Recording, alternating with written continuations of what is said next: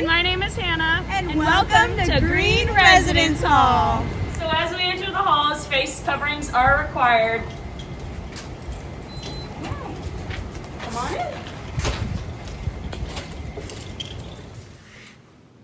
Hey everybody, so we wanted to talk to you about COVID and social distancing and how we are going to go about that this year. Just wanted to acknowledge that although this year is going to look and feel very different, we as staff members and faculty are here to support you and help you with anything that you need, just to make sure that you have a great experience as possible.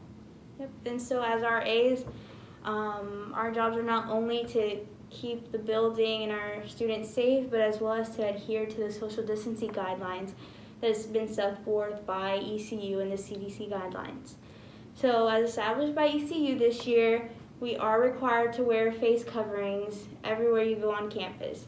This means all buildings, whether you're going to face-to-face meetings, when you're going to class, just all public spaces around campus, you have to have a face covering. Especially this year, we have to have face coverings even in the residence halls, in the lounges, in the bathroom, just everywhere. And the only place that you're not required to wear a mask is in your room.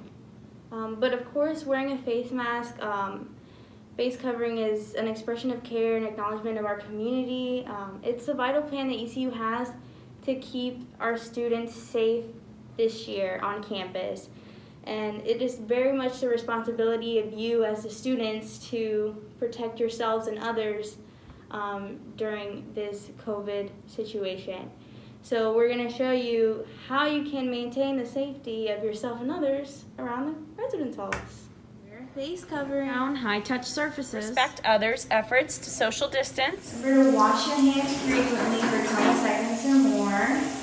And make sure to maintain proper hygiene. So lastly, if you are a guest, whether it be in Greene Hall or any other residence hall around campus, it's very important to ask the host what their mask preference is, whether or not you should or shouldn't wear a mask when you enter another person's room. In general, you need to always offer to wear a mask when you're around others because everyone has different levels of comfortability when it comes to wearing masks. So always have your mask and always offer to wear it when you're around other people. Again, this is to keep yourself safe as well as others here on campus. Campus Living and ECU are making changes for you to be safe, but your daily choices will be the greatest determining factor for you to remain safe here on campus.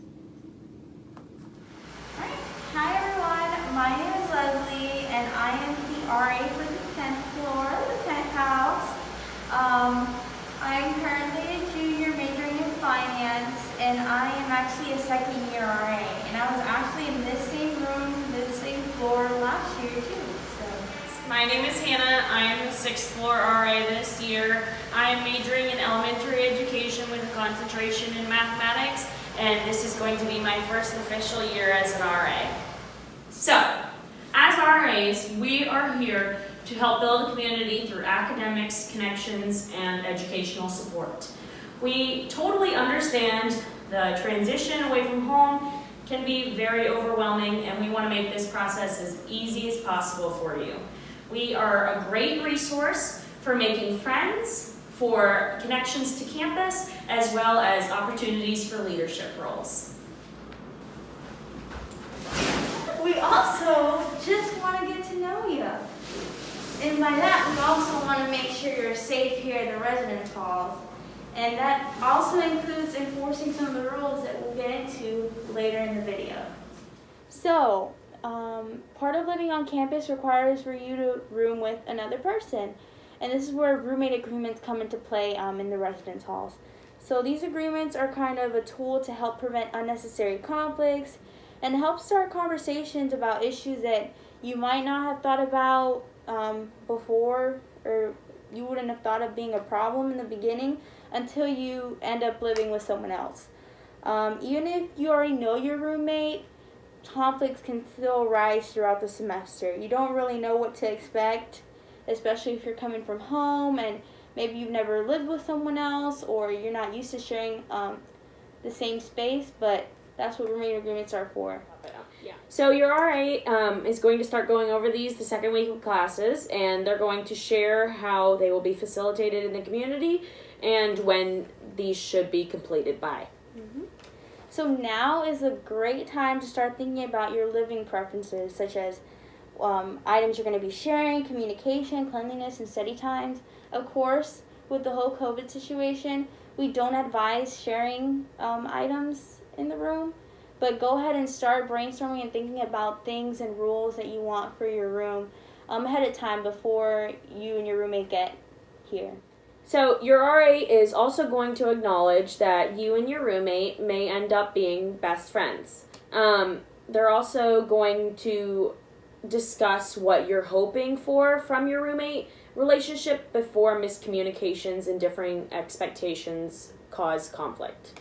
So on that note, although you may end up thinking that you're going to have a great relationship with your roommate and you won't have any problems and that it's going to all be okay, problems can arise just because of stress levels or anxiety from classes or other little things. And so just know that these roommate agreements aren't here to like scare you or make you think that you won't have any problems and that you don't have to really think about specific things, like specific ways that you want to live with you and your roommate, but that they're just here so that way if you do have problems in the future, that this is an easy way to resolve them and make sure that you guys get what you want and come to an agreement on things.